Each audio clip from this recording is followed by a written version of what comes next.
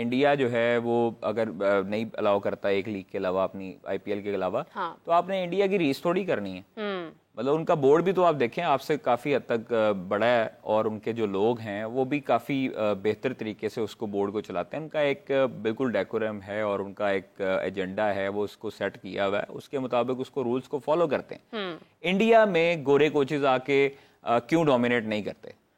क्योंकि वहां पर एक डेकोरम है, उनके प्लेयर स्ट्रांग है, उनका बोर्ड स्ट्रांग है, वो प्लेयर्स और बोर्ड की बॉन्डिंग ऐसी है कि वो गोरे कोचेज अंदर आके पॉलिटिक्स नहीं कर सकते। वो अपने ज्यादातर लोकल कोचेज रखते हैं। आप गौतम गंभीर हैं, पिछले राहुल द्रविड़ थे, फिर गांगुली वगैरह जो सारे नाम बड़े जा चुके हैं। उनको उनकी प्लेयर्स के साथ होती होगी, टसल चलती होगी, लेकिन उनके लिए पहले मुल्क है। यहाँ पर अनफॉर्चुनेटली यहाँ पर पहले अपनी जात है। हाँ बिल्कुल, सेल्फ ऑब्सेस्ड है और हर बंदा अपना अपना देखता है।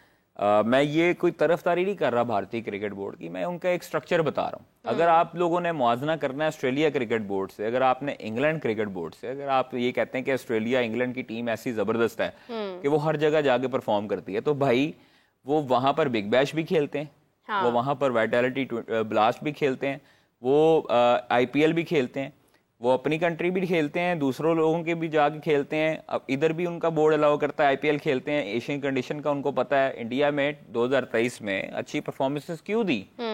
ऑस्ट्रेलिया ने वर्ल्ड कप जो जीता 2023 वाला, वो किस बलबूते पे जीता? वो उन्होंने इसी वजह से जीता कि उनके 11 में से 10 खिलाड़ी तो वहां पर आके आईपीएल खेल रहे होते हैं, जबकि एक्सपेक्टेड नहीं था। आईपीएल खेल रहे होते हैं ना, तो वहां पर उनको कंडीशंस का पता है, उनको पिचेस का पता है, उनको माहौल का पता है। जब आप लोग अपने प्लेयर्स को कहेंगे जी ऑस्ट्रेलिया में जाकर आप लोगों ने परफॉर्मेंस देनी है, तो उनको पता ही नहीं है कि भाईजान ऑस्ट्रेलिया की पिचेस क्या हैं, कंडीशंस क्या हैं, मतलब उनके स्टेडियम्स कैसे हैं, वहां पर माहौल क्या है, मौसम कैसा है। तो आप जब तक अलाउ नहीं करेंगे, अनफॉर्चुनेटली पूरी दुनिया की लीग्स इस टाइम पर पाकिस्तानी क्रिकेटर्स को लेने के हक में नहीं है। क्यों नहीं है? ट्रस्ट इशू है। आप मुझे कह दें, अगर मैं इजेम अफरो की एग्जांपल लेते हैं जो जिम्बाब्वे में हुआ T10, उसमें अगर फखर जमान का हुआ था कॉन्ट्रैक्ट $1 लाख का, ठीक है, तो मतलब 2.25 करोड़ रुपए का। तो अगर फखर जमान जो हैं उनको आप कहें जी चैंपियंस वनडे का आप खेलो, 2.25 करोड़ तो छोड़ें, उधर की कंडीशंस भी हैं। आपके पास बिग बैश में एक प्लेयर है, बाकी किसी को नहीं उठाया उन्होंने। बिल्कुल ऐसे। क्यों नहीं उठाया? उनको पता है कि इनके बोर्ड ने एनओसी नहीं देनी। आसिफ अली को अब मैं आपको चंद क्रिकेटर्स ऐसे हैं जिनको अप्रोच हुआ मुख्तलिफ लीग्स की तरफ से, उनको आया कि जी आपको आइकॉन प्लेयर लेते हैं, आपको प्लैटिनम प्लेयर लेते हैं, आप आए।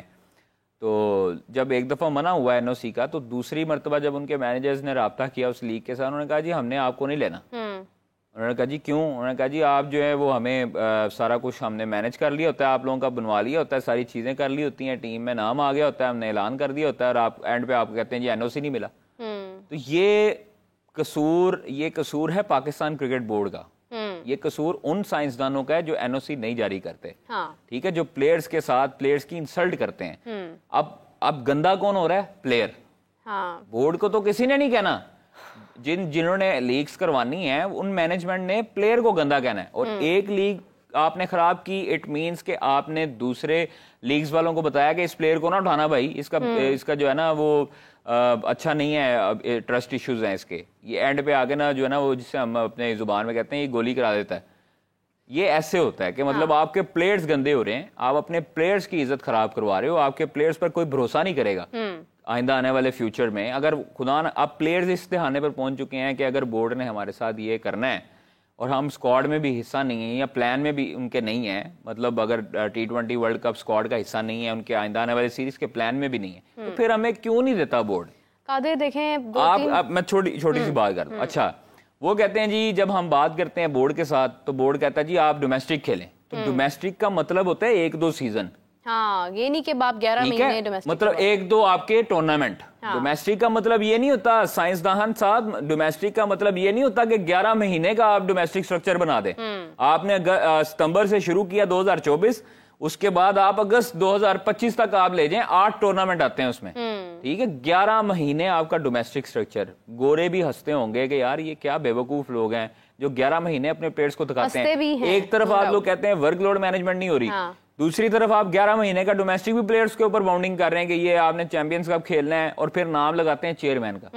जो साइंसदान है वो अपनी जान छुड़ाने के लिए चेयरमैन के ऊपर डालते हैं कि चेयरमैन साहब का इवेंट है, चेयरमैन ने मना किया है कि किसी को एनओसी नहीं देना, और उधर से जाके चेयरमैन के कान में फूंक रहे होते हैं कि सर ये जो है ना एनओसी मांग रहा था, हमने इसको कहा नहीं ये डोमेस्टिक है। कब तक चलता रहेगा, इवेंचुअली सामने तो आ ही जाना है। कादिर देखे 2-3 चीजें हैं। एक तो ये है कि आपने जिस तरह से ये कहा कंडीशंस, तो मैं ये समझती हूँ कि प्लेयर इसलिए भी खुद जिम्मेदार है बिकॉज अभी तो होम कंडीशंस हैं, और आज अब जब आप बांग्लादेश से हारे और उसके बाद इंग्लैंड में आपके रन्स हुए, तो दूसरी जानिब अब इंग्लैंड के भी रन्स हो रहे हैं, वो भी विकेट्स नहीं निकाल पा रहे थे, आप भी 3 विकेट्स के बाद जो है वो मजीद विकेट्स नहीं निकाल पा रहे हैं, तो अपनी होम ग्राउंड्स पर तो आपको प्रॉब्लम आ रही है। सो बाहर की कंडीशन जो है वो एक तरफ है।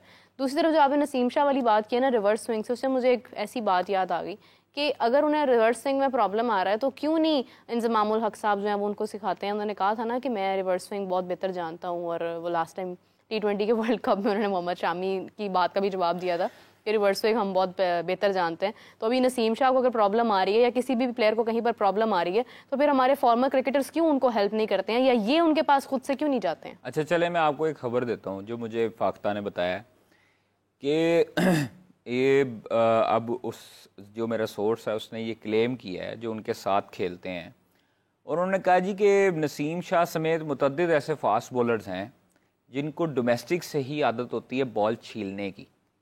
अच्छा, अब आपको एक टर्म समझाता हूँ कि बॉल छीलना क्या होता है।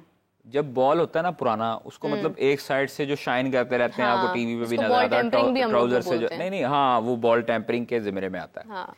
अब ये है हमारे डोमेस्टिक के स्ट्रक्चर, ये है हमारे डोमेस्टिक की कोचिंग स्टाफ, ये है हमारे डोमेस्टिक के umpires, match referee, third umpires, और ये है हमारा म्यार डोमेस्टिक स्ट्रक्चर का, जो मैं आज आपको एक अहम खबर बताता हूँ। बहुत बड़ी स्टेटमेंट है कि जो बॉल टेम्परिंग होती है वो एक कानूनी तौर पर जुर्म है, आईसीसी के लॉ में भी है कि बॉल टेम्परिंग नहीं हो सकती। प्लेयर्स को जब जो एक्सपोज हुआ है उसको पाबंदी लगी है, उसके ऊपर जुर्माने हुए हैं। हाँ। अब बॉल टेम्परिंग सिखाई जाती है हमें हमारे बचपन से, मतलब बचपन से मुराद है कि आपके डोमेस्टिक से। डोमेस्टिक में अगर नसीम शाह समेत मुतअद्दिद जो हाई फाई बॉलर्स होंगे वो ये हरकतें जब कर रहे होंगे, तो उनके साथ वाले जो सीखने वाले बच्चे होंगे वो क्या नहीं सीखेंगे कि इसको बॉल को छीलें। अब इंटरनेशनल में तो नहीं कर सकते ये। हाँ। इंटरनेशनल में तो नहीं कर सकते। हाँ। पकड़े जाएंगे 37-38 कैमरे पे, फिर कुछ कर नहीं पाते, कैमरे लगे होते हैं। तो ये आदत कहाँ से डेवलप होती है, फिर वहां पर एक्सपोज होते हैं इंटरनेशनल में। पुराने बॉल से जब आते हैं उस वक्त रिवर्स जब करना पड़ता है इनको, तो वो होता नहीं है, होता भी है तो हल्का फुल्का होता है, उसको संभालना नहीं आता। अब इधर जो होता है वो एक तरफ से अच्छा यहाँ पर जो है वो जो हमें सोर्सेस क्लेम करते हैं, उन्होंने कहा जी कि बॉलर के साथ साथ कप्तान भी मुलव्वस होता है, हेड कोच भी मुलव्वस होता है, कि उसको पता होता है कि जो है ना हमारा बंदा बॉलर जो है वो जी छील रहा है बॉल, ठीक है। अंपायर्स को भी पता होता है, अंपायर्स को भी पता होता है, लेकिन क्या है जी डोमेस्टिक स्ट्रक्चर है, बड़े बड़े नाम हो गए हैं, अब इनको जो है ना वो कुछ कहते नहीं है। एक बॉलर जो है, मैं उसका नाम नहीं लेता, उसको तो बाकायदा तौर पर अंपायर ने एक वार्निंग कप्तान के थ्रू दी थी, और उसमें कप्तान को उस चीज़ का इल्म नहीं था एक मैच में डोमेस्टिक के, और वो ये थी कि आप क्राइम का लेवल चेक करें हमारे डोमेस्टिक में, कि एक फास्ट बॉलर को अंपायर ने उसकी निशानदेही की और उसको कहा जी इसकी जेब में ना रेगमार है। Oh my God. बॉल छीलने के लिए रेगमार है उसकी जेब में, उसको कहो कि साइड पे कर दे, मैं आपकी वजह से कुछ नहीं कह रहा, इसको को साइड पे बाउंड्री रो पे फेंके, उधर से कोई उठा के ले जाए। अंपायर्स का कसूर है कि उसको बैन क्यों नहीं किया भाई? ये मेयार है डोमेस्टिक का, और मुकाबले हम करते हैं इंडिया से, और हम लोग यहाँ पर बॉलर्स बनाते हैं इंटरनेशनल लेवल के, जिनको रिवर्स स्विंग क्यों आप मुझे बताएं कि reverse swing Hasan Ali genuine reverse करता है, तो वो रिवर्स पे आउट भी करता है लेंथ बॉल से। आपके वकार यूनुस साहब रिवर्स स्विंग पे आउट करते थे, जाहिर है। अब क्यों नहीं होते आउट? किधर गई वो बॉलिंग?